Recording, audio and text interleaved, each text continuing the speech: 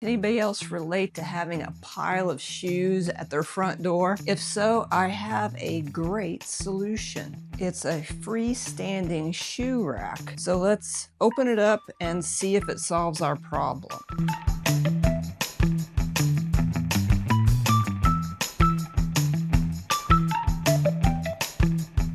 Once it's unfolded, you have to clip each rung in place. So each of the shelves have these little hooks that hook in place. You can see the hooks right here, and they have to hook on each individual rung.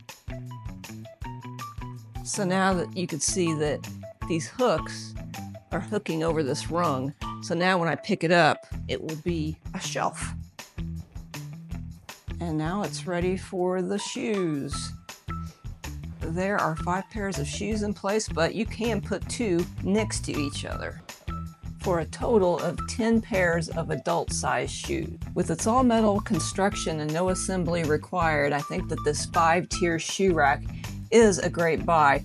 I like it, I'm going to continue using it, and I recommend it.